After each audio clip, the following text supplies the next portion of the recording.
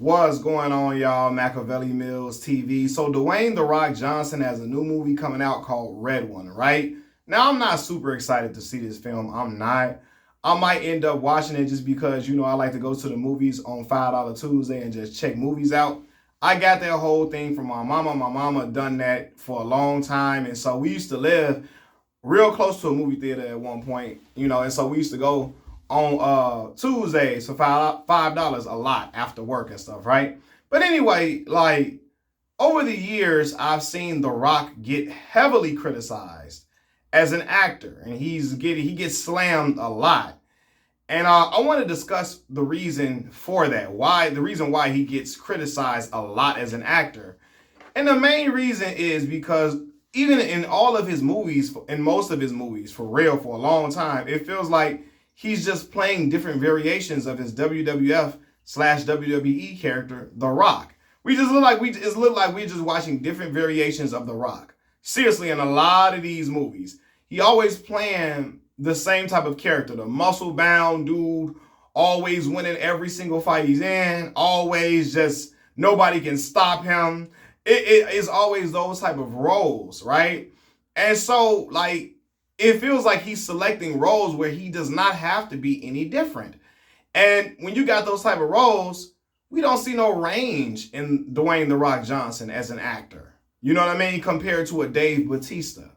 Even compared to a John Cena, but especially a Dave Bautista who shows range through all the different type of characters and roles he plays in films. The Rock, it just feels like he's playing the same guy in a lot of the movies. You know what I mean? And that makes for an uninteresting... I'm going to say this too, this part of it, because recently I found out he has a no-lose clause in his Hollywood contracts to where he can't lose fights in these movies, and that's boring as hell. And I grew up a humongous fan of The Rock. I'm talking about, I am one of the biggest Rock fans you would ever find. In wrestling, that was my favorite wrestler by far. It wasn't a close second. I liked other guys 100%. I liked a lot of other wrestlers, but he was by far my favorite wrestler. The charisma, the trash talking, the bravado, again, how he sold other wrestlers' moves, the way he was never just a clear-cut good guy, bad guy. He was like an anti-hero at times. He would do things that you like, damn, he really did that. He would save the day. He would save the day and then still do something crazy at times. You know what I mean? He had a skin tone that was similar to mine. And as a kid, representation matters. So when I'm watching WWF then, which later became WWE, I became enamored with this dude because he was cool as hell, right? I was a dude I always wanted girls to like me a lot. So he was a guy that the girls fawned over and stuff like that. He was cool, had the chains on his neck with the Versace shirts. You feel me? He would come in there with gold watches on, Rolex watches. He would talk crazy. He would win matches, all of that. He was the youngest WWF champion. So I was all in. My 8th birthday, The Rock was on my 8th birthday cake. I remember. I thought I was really The Rock as a kid. But then, after you get older and you grow out of that phase of just being super fandom like that, still a fan. I still watch The Rock's wrestling videos to this day on YouTube and stuff. You just look at him in his ascension in Hollywood. While he is the highest paid actor, he make all that money, he's not anywhere near the best actor. You know what I mean? And I honestly feel like earlier in his career, when he had a different team. And he talked about how his team wanted him to lose weight. They didn't want him to be 270 pounds. He was then he was 230, 220 something, right? And you can see it even in wrestling. When he would come back to wrestle, he was smaller during that time. You can see he was about 230-ish, 220 something, around that frame and stuff like that. But when he was with that other management team, I feel like his best roles were then, when he did movies like The Rundown. The Rundown is an excellent movie. I don't care what nobody say. That is a great movie. They probably, that is dope. I'm surprised it wasn't a sequel or something crazy, but the Gridiron Gang, outstanding. That's the movies that I really was into from The Rock. Gridiron Gang, Walking Tall, really underrated movie.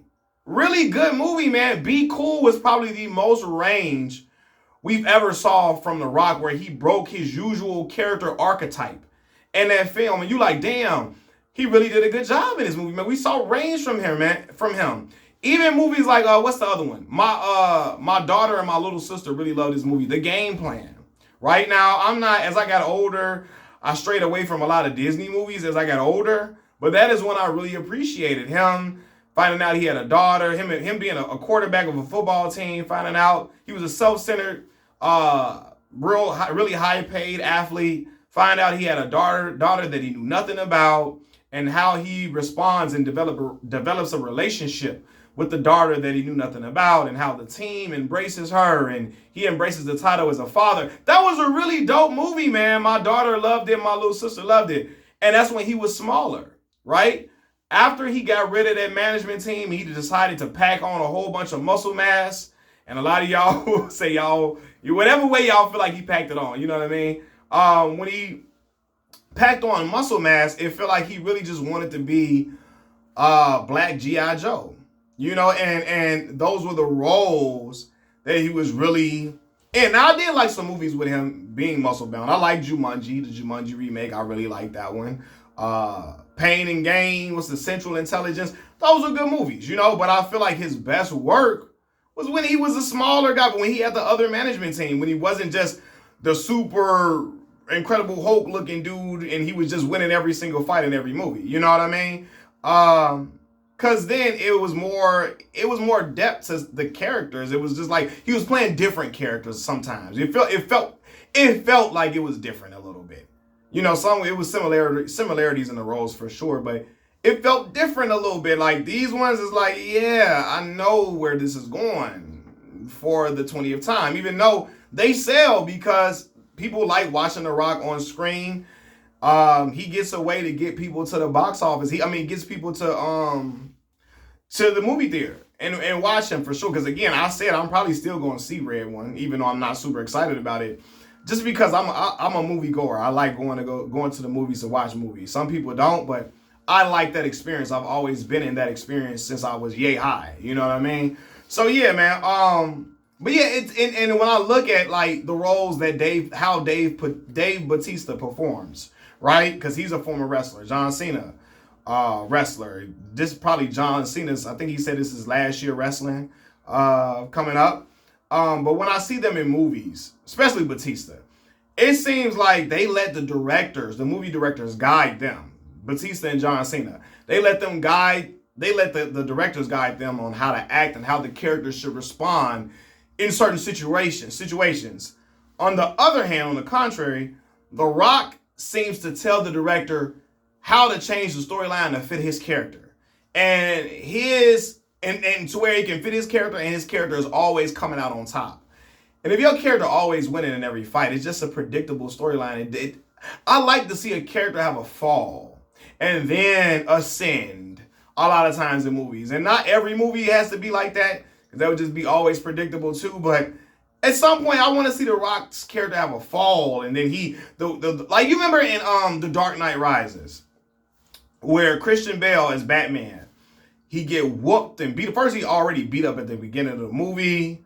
Alfred leaves him. Alfred wants him to stop trying to be Batman and live and get his regular life. He thinks Batman is eventually going to die, trying to just lend his life to just being the Batman all the time. Alfred wants him to eventually have a family. He wants more for him because he watched him grow up, and he watched him become an orphan, and he raised him and all of that, right? And then Bane whoop on Batman's ass, break his back, throw him in this pit, and we see Bruce Wayne, played by Christian Bale.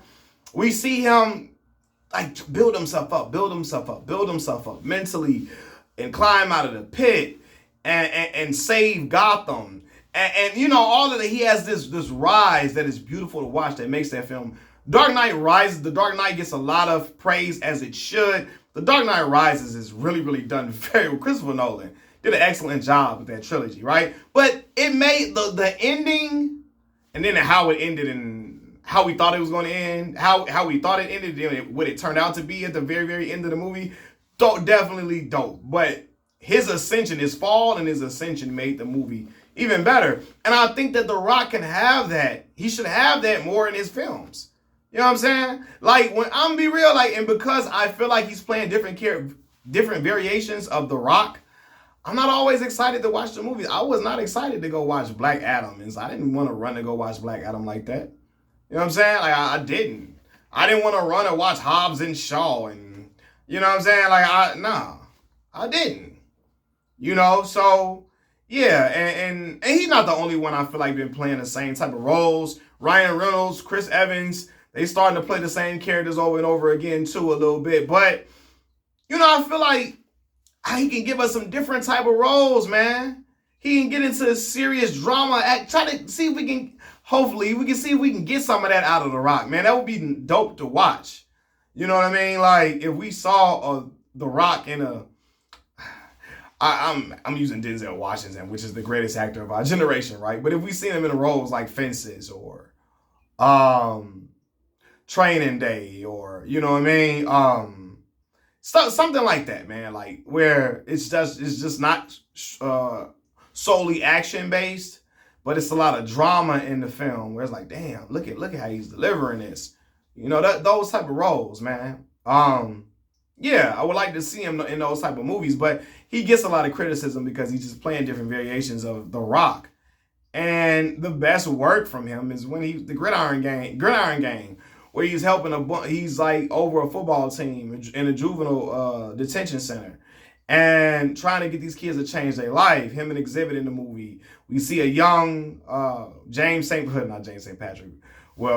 young Ghost, aka Omari Hardwick. Yeah, the way these kids came up, the way he in the relationship with the kids, how it was formed on screen was dope. Walking Tall, The Rundown, all of that, man. It really was sold very well, man. And I think he should return to certain roles like that with some more drama in it, so we can see more acting chops, and we won't have so much predictability in these characters. But again, he wanted these type of roles. He said screw what his old management team was. He fired all of them. He wanted to be in these action movies where he's the brolic guy and he's comedy and his action, and that's good for him. And hell, it works. He's making a whole lot of money, a whole lot of bread, and he probably don't care about being looked at as Denzel Washington or Dave Bautista, or being looked at as, you know, Leonardo DiCaprio, and none of that. He probably doesn't care. But I think people would be more interested in his films. People still watch this or whatever, but I think he would be regarded better as an actor if he tried to play characters that gave him different range. They would show his range as an actor. That's it. That's all.